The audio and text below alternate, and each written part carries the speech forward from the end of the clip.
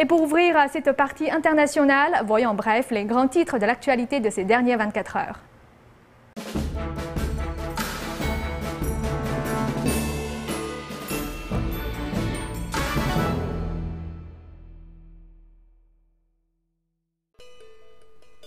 Pas de répit à Montréal.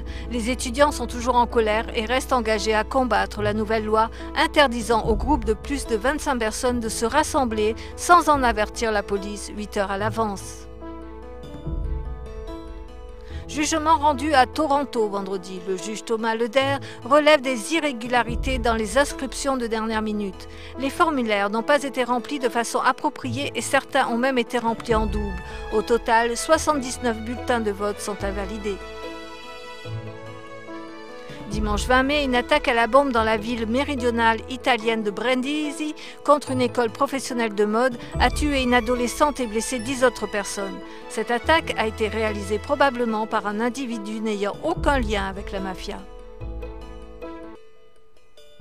En Allemagne, le haut de gamme de la mode de la marque Hugo Boss a célébré sa 30e année en Asie. À Pékin, en Chine, un spectaculaire défilé de mode a eu lieu pour la dernière collection automne-hiver. Il a attiré plus de 1500 célébrités. Sur la place Saint-Pierre à Rome, le pape Benoît a appelé les fidèles catholiques romains de prier pour les victimes de l'attaque à l'école de l'Italie et ceux qui sont pris dans le tremblement de terre de la vallée du Pô.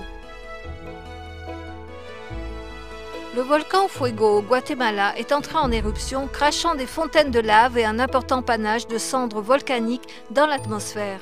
L'état d'alerte a été décrété pour quelques 25 000 personnes qui vivent à proximité de celui-ci.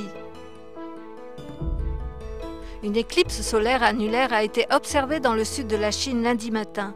Ce phénomène astronomique rare est également aussi nommé anneau de feu. Il a été visible pendant 4 minutes et 33 secondes sur le côté de la côte du Pacifique du sud-est de la Chine. La dernière éclipse annulaire de soleil s'est produite en Chine le 15 janvier 2010.